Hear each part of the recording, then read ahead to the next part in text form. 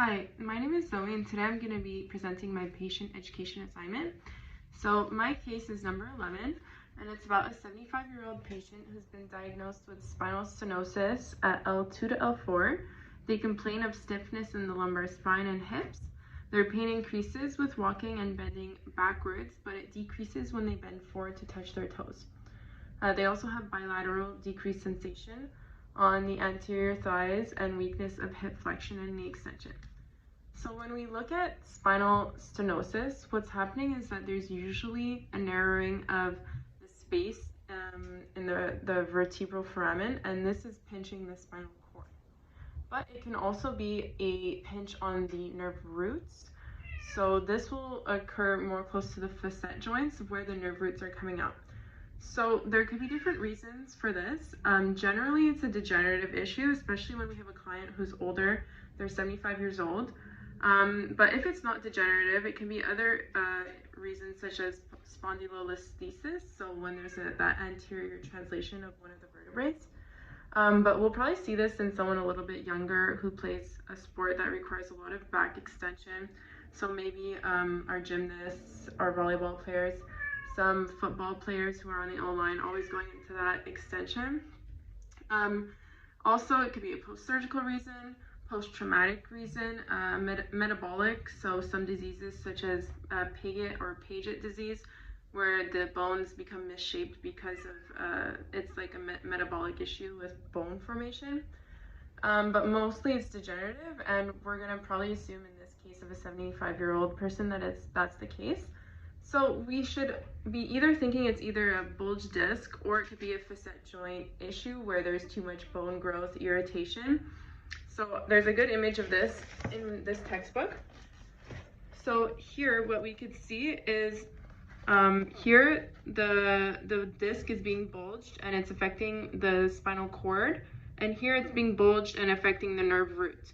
Over here we can see the facets. So when there's an inferior facet that's being that's overgrowing like this, which could be an arthritis problem or other issues, the inferior one is more likely to affect the spinal cord, whereas here we see the superior facet joint that's pinching the spinal root. So if we look at the symptoms of our patient, it hurts when they extend, and it feels good when they bend forward. So if we're thinking it's a bulge, when you bend forward, the disc is being pushed posteriorly into that foramen space, so that would feel worse. So since it feels good for them, we're thinking maybe it's more of a facet issue. So when the facets are being irritated, extension of the back is closing those facet joints, and it will make it worse. So for this person, I'm thinking it's more of a facet irritation than a disc bulge that's pinching the spinal cord. So also they experience bilateral decreased sensation on the anterior thighs. So if we look at the dermatomes for L2 to L4, that correlates really closely to the anterior thighs. So here's an image.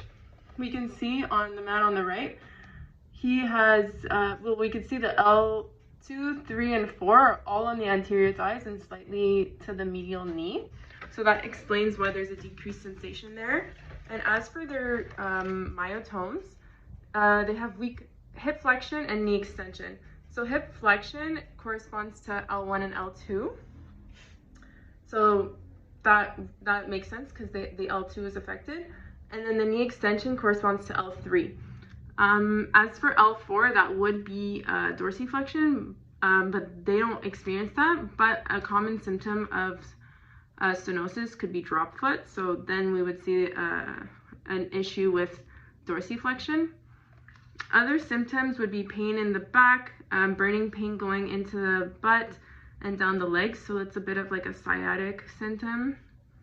They can have numbness, tingling, cramping, or weakness in their legs, loss of sensation like we see, and weakness in the lower extremities. So if we look at why, also when someone bends back or forward, bending back decreases the vertebral foramen size, so that also makes sense why bending back hurts more, because it's decreasing that space and closing up the facet joints. And when you bend forward, the space is increasing in the foramen, in between the vertebrae, the foraminal space.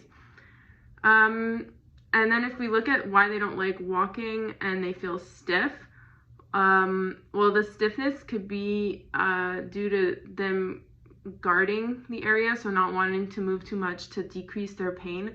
Also, if there's a formation of bone spurs in the facet joints, a rotational component, side bending, and even flexion extension could be limited just because the articulation isn't smooth anymore, and there's more bone that could be blocking that movement.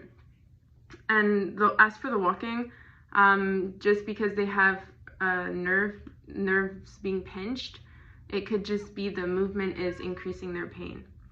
So that's it. Thank you for listening.